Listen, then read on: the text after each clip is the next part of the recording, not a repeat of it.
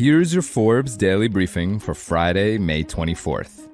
Today on Forbes, why Enterprise is one of the world's best private companies.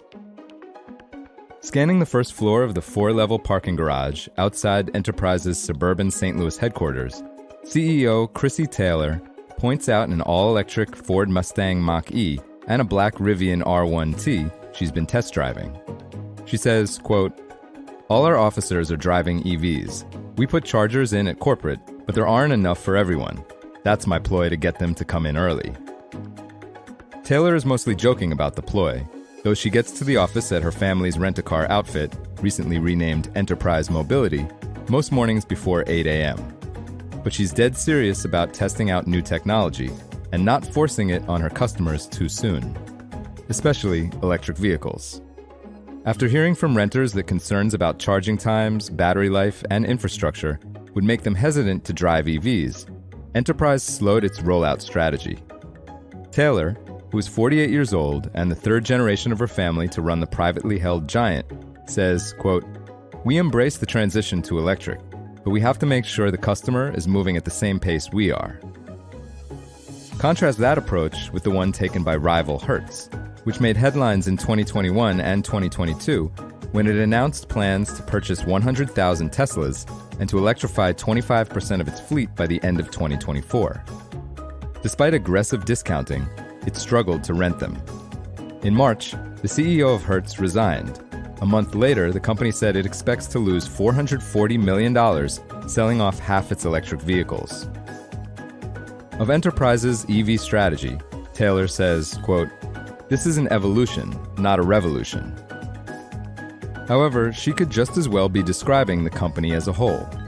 For 67 years, Enterprise has been outpacing its rivals thanks largely to the Taylor family's ability to keep their eyes on the long road ahead. Unusually for a company of its size, Enterprise remains 100% owned by its founding family, who have a combined net worth of some $21 billion. It is the 7th biggest private company in America, raking in $35 billion in revenue last year, mostly from renting cars, but also from smaller businesses like car sales and leasing, as well as truck rentals. Enterprise's revenue dwarfs that of publicly traded rivals Hertz, with $9.4 billion, and Avis Budget Group, with $12 billion. And its pristine balance sheet has earned it the only investment-grade credit rating among the industry's top 3. An investment banker who has been covering the car rental industry for nearly 2 decades says, quote, "I don't want to put my head in the sand and say, there's no way to beat these guys, but it's really hard to beat these guys." Yet for all its domestic might, Enterprise commands just a sliver of the car rental business outside the US, and an even smaller slice of its global ancillary businesses. Growing its international footprint and expanding its non-core businesses, while continuing to take share from Avis and Hertz, will be crucial for Taylor, who took the top job in January 2020. Indeed, her biggest challenge may simply be to find new profitable places to move her aircraft carrier-sized company. Taylor can rely on one key advantage, though, being family-owned and comfortably insulated from the demands of myopic shareholders.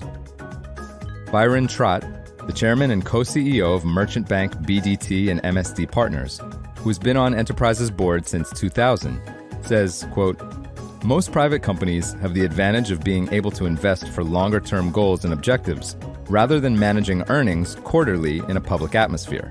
But the Taylor family is really awesome the way they do it. They reinvest capital over and over and over again to grow the business and to be able to plan for decades rather than quarters. It really is one of the best private companies in the world." Trott should know. He spent decades advising and investing in closely held companies controlled by founders and families with names like Koch, Pritzker, Mars, and Cox, first at Goldman Sachs and then later at his own firm. His most famous client, Warren Buffett, once tried to buy Enterprise from Jack Taylor, Chrissy's grandfather.